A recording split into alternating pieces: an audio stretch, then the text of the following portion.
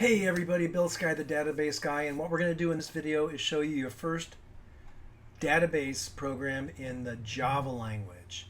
Now, why are we doing it in Java? Well, because Java is still very much used language. Oracle now owns it. All security updates are being made to it. It's a really good language. When it comes to learning programming, I would probably start with Python and then do Java and then do C and C++. But if you don't want to learn Python, Java is a great language to start in. I've coded in it for years. So let's take a look at what it means to actually code a program in Java. Now, I'm going to assume that you've already got your Java all set up. You've set up your Windows operating system. We're going to do Linux and Mac in a few minutes, but let's do Windows first.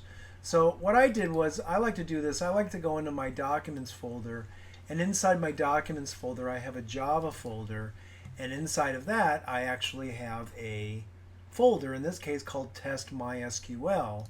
I'm going to open that up, and what we've got is, in Java, you've got a number of things. You've got to create a Java source file for every one of your classes. Now, what do I mean by that? A Java class is simply a container of data and functions that are specific to that class. So for instance, I'm going to right click on my SQL.java program, and I'm going to edit it with Notepad++. And you can see right here, here's all my Java code. I'm going to go and explain all this. So let's just go through it. And if my mouse would work right, I'd be a lot happier. Okay, there we go.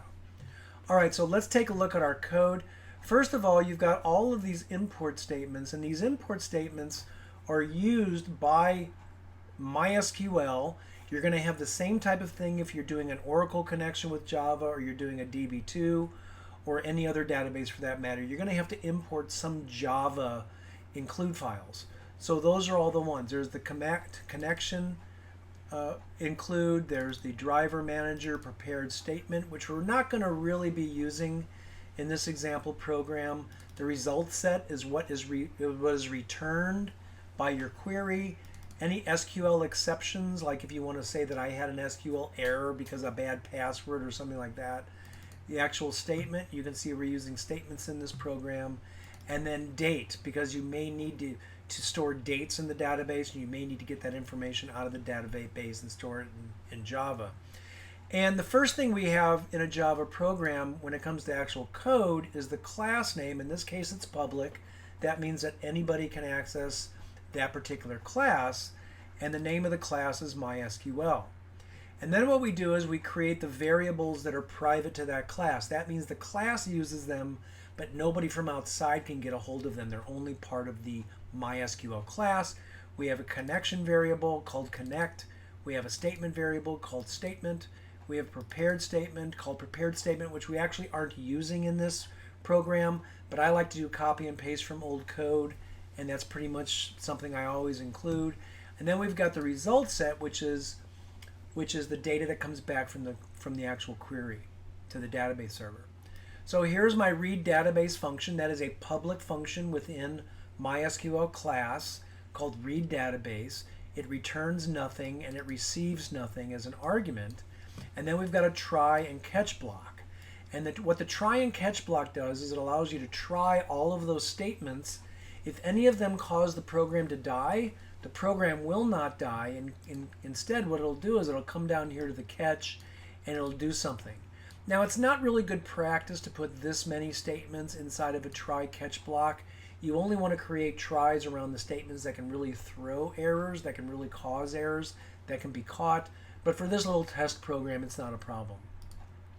So the first line within the try is that there's a class for name, and we give it the name of the database connector that we want to use. In this case, it's com.mysql.cj.jdbc.driver.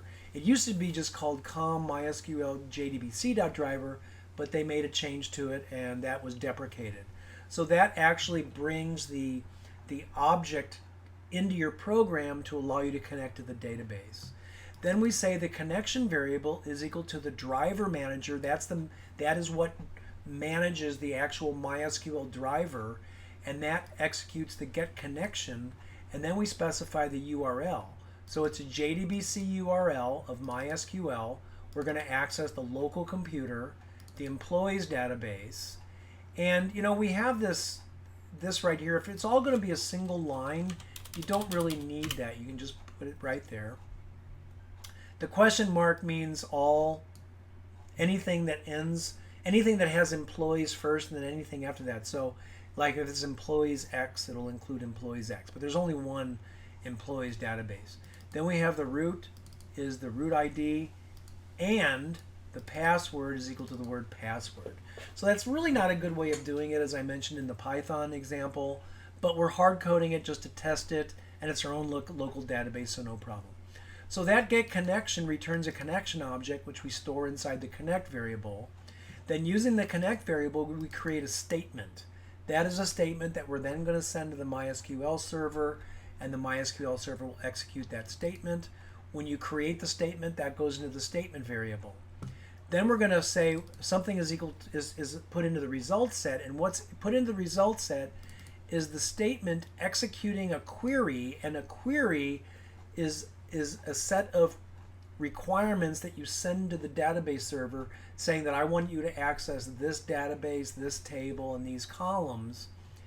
And this is the SQL query. I want to select all columns from the employees database and then to employees table. Now this is going to return a lot of data, so I'm going to put space limit 10 right there. And then I have a while loop that's going to go through every row returned inside of the result set. You can think of the result set like a big array of SQL rows, returned data.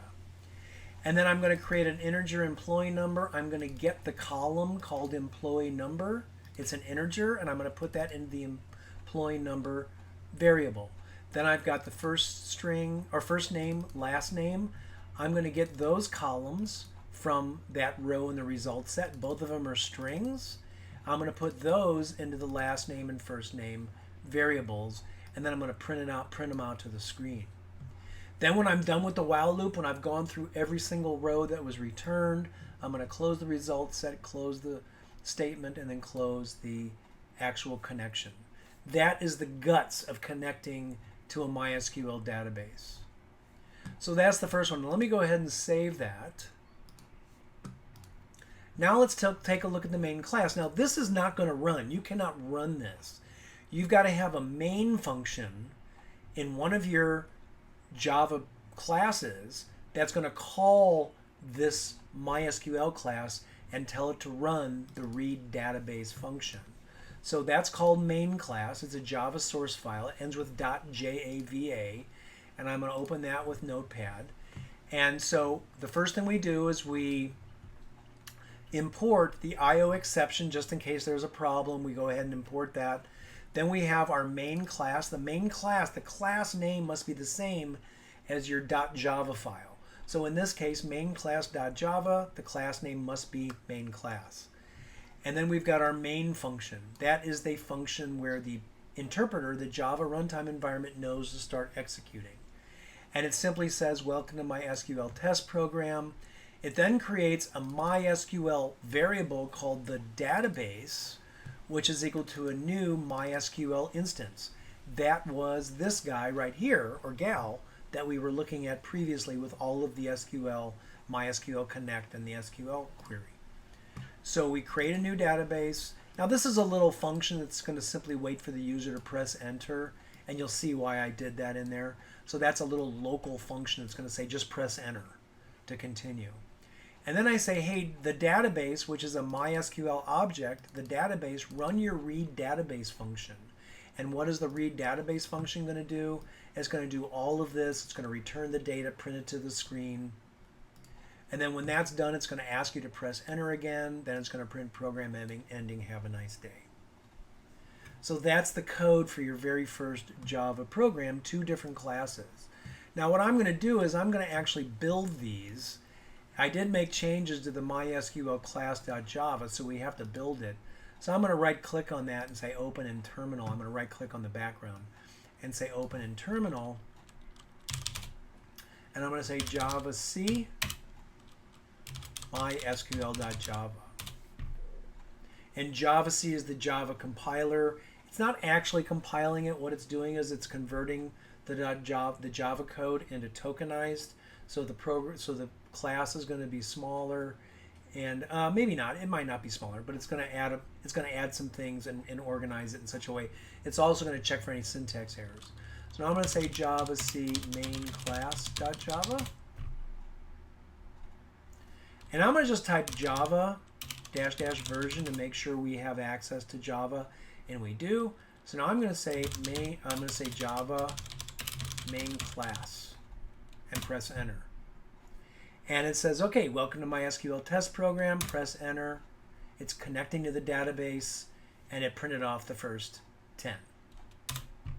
If you want to make some changes to this, like let's say we don't want to just limit it to just 10, what you can do is you can go into the SQL statement right here, get rid of the limit 10. Go back to your terminal. Let's remake mysql.java. Now we didn't change main class.java, so we don't have to rebuild it. And it's going to return a whole lot of data. So that's why I said limit space 10, because I wanted to stop it from grabbing all of that data. Now, there was something that you have to make sure that you set before you're able to run this. If you get a funny little error that says, hey, I can't find the .jar file, there's an environment variable called class path. And let me, right now we're in PowerShell, so I'm going to go to command line. And the class path should be in here. Yep, there it is right here. You have to specify that environment variable, that's where all of your Java classes are located. The first one, / means the current directory or the current folder with a semicolon, and then after that you put in where your MySQL connector J is located. Now, just as a reminder, I'm going to right click on this computer or this PC, go to Properties, I'm going to go to Advanced System Settings, I'm going to go to Environment Variables, and we can see that I added the class path there. The way that you do that, you click New, say class path, and then you type in the rest of that, / semicolon, and wherever you put in your Java jar file for MySQL. And you say OK, OK, and then you should open up a new terminal and you will be able to see your code. You can also do this like in Eclipse, or you can do this in many different Java and integrated development environments. The thing you need to tell your project, though, is that this is where your Java jar file is for MySQL connector J, so you can actually execute your code. Okay, so let's do this now for Linux.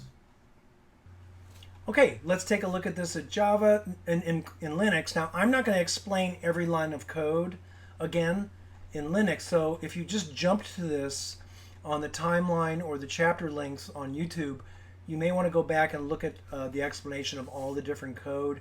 It's a lot like Python. The syntax is different, however, but it's a lot the same. But what's really cool is that the same code that was on Windows, I just copy and pasted it to Linux and it just worked. That's the beauty of interpreted languages like Java. So I'm going to go into my Documents folder, and I'm going to go into my Java folder, and inside of there is my test MySQL. I'm going to right click on MySQL Java and open that with my favorite editor, Genie. And you can see if you compared this with the Windows code, it's exactly the same. It's used by Java. It's exactly the same. We've got all the same imports. We've got the main class. One thing that the copy didn't do is I like to indent everything. There we go. So that looks a little bit better. But it's exactly the same code. And then my main class is the same code as we had on Windows 2. So now there is something I want to show you that you have to do here before you run your code. But let's see the error so you can be experienced with that error. All right, so I'm going to right click on the background and say Open in Terminal. and I'm going to javac mysql.java. Always put the .java at the end. Then I'm going to say javac main class.java. And what those two compiles do is it creates your class files. And those are the executable files. Now I can't execute mysql.class, so I'll say java mysql.class. I can't do that because it doesn't know where the main is. In fact, let's get rid of the .class. Yeah, it says it doesn't know where the main is. You can see it right there. You leave the .class out when you execute it. It doesn't know, so you've got to execute the main. So I'm going to say java main class. Now that's where our main is located. And it starts running. It says press enter to continue. And it can't find the MySQL libraries. It can't find the driver, the .jar file. And the reason for that is that you've got to set this environment variable. Now you did it on Windows. I hope you did it on Windows. But I do have it on my source code here. And what I'm just going to do is I'm just going to paste that in there. And what that's going to do is that's going to say that the class path is equal to the current folder and where I have my connector J installed on Linux. I'm going to press enter. Now I'm going to run it again. And we still have the problem. Oops. So we have to make sure that we have the right class path set up. So let's go ahead and do that. Okay, after looking at why I was getting that error, I found out that I was on a Linux that didn't have any MySQL stuff installed. So it took me about 10 minutes. I got everything installed. And now if I type Java main class, you'll see it says press enter, and then it prints the first 10. Now, just like in the Windows version, I didn't actually have it print all of them. However, I could do that. I could get rid of all of the limit 10, save it. I could recompile it. And just because the mysql.java changed, I don't have to change recompile main class. And now it's going to grab all of the data. It's going to go for a while, just like it did on Windows. Actually, it went faster on Linux. So that's Linux. Let's try this on Mac. Okay, let's look at it on Mac. Now, the code is identical to what you saw on Windows and Linux, which is pretty nice. What I'm going to do here is I have my MySQL, test MySQL source code here. It's identical. I can show it to you, but it looks exactly the way it did on Windows and Linux. If you have jumped to this on YouTube, I would suggest that you go back to the Windows version, take a look at the code there because I explain what each line of code is doing, and then jump back to this to actually see how to do it. But it's a lot like Linux. So if you watch this whole video, you're doing fine. So I've got a terminal right here, and I'm going to change directory to documents, Java, and then test MySQL because that's the folder where that is. And you can see it there. So I'm going to type Java main class. The program begins, I press enter. Same problem we had in Linux and Windows as well, is that you need to have that class path set up. So that class path for Mac is a little bit different than Linux.